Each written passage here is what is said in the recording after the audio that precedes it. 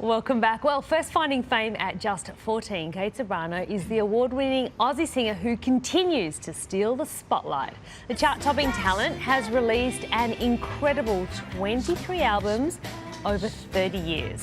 She's got a music portfolio that includes smash hits like Pash and the beautiful song Love Is Alive.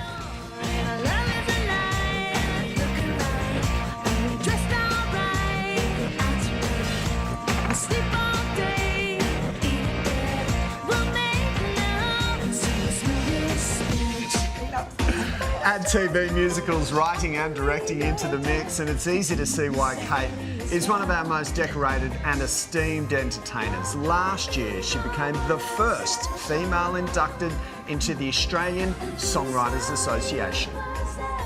The songwriters and the awards that we're given mean more to us than any other award I think we could have in our careers. Now the 49-year-old is preparing to share the stage with some of the biggest names in the biz. There they are. And Kate joins us live in the studio. Kate, lovely to speak to you. Can't wait to talk about the tour in a second. Yeah. But you've had such a hugely diverse and successful career. Did you always want to be a singer? I think what I wanted to do was be on the stage in however that was. I mean, it could have been working backstage actually in hair and makeup, costume styling, but look at these little girls, just a baby.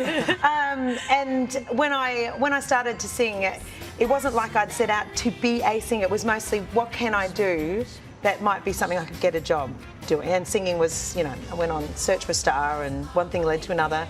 And I just started doing it professionally. And it ended up being like the job of my dreams. Oh, absolutely. And you've Yeah. been in the public eye a long time. Yeah. Is it challenging, and what is the hardest part? There are massive challenges with being in the public eye. I think, you know, with all of the things in life that are, you know, oppressing for people, which has to do with body image and depression and any of these things that we deal with, certainly as a mother too, when you're raising children in today's age, these things are like on their minds all the time. But you have to find a way to navigate beyond that part and just stick with what your heart is telling you, well, for the reason that you're in it for the first place, which is music and passion.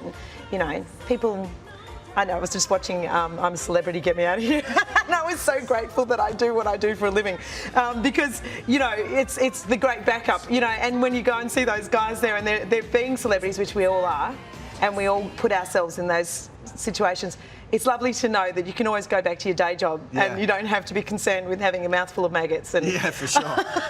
Hey, so what's the secret then to a great longevity that you've had? 3 decades. What's the secret? You've just got to treat every day as if it's the first. I know that sounds very passé, but you have to be very authentic and make sure that every time you sing a song, you're singing it with an audience who may have never heard you sing that song before. I mean, how many times if I had $1 for every time I'd sung Bedroom Eyes, I'd be just that little less of a pauper than I already am today. But no, generally, you have to make it seem as though it's the first time. That is the key, and you have to mean it. Does it still give you a thrill when people shout out, sing Bedroom Eyes or sing Pash? It's become more of a thrill lately because I've sort of fallen in love with my back catalogue after 30 years. I'm sort of finally back in vogue.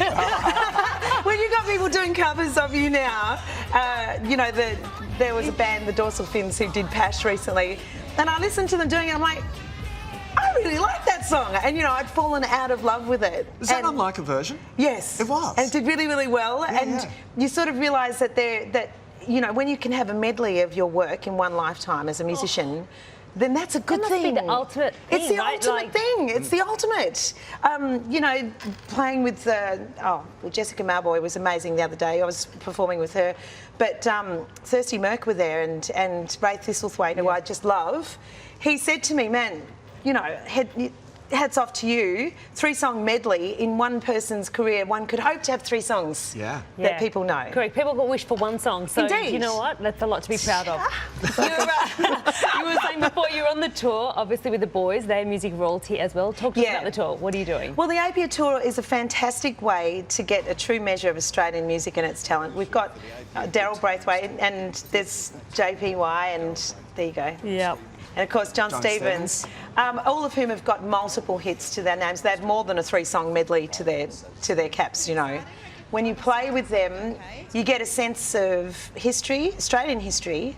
I mean, just as for starters, when I was growing up, it was in the late 70s, early 80s, and we had a radio station in Melbourne, 3XY. And truly, Daryl Braithwaite, you couldn't not turn on the radio and have a succession of their hits going one after the other, after the other, after the other. And then, of course... Sherbet and his solo stuff. Exactly, all of the above. It just rolls on. Yeah. Superstar had a litany of great artists. Like John Paul Young actually started in Superstar. I don't know if you know that. Yeah.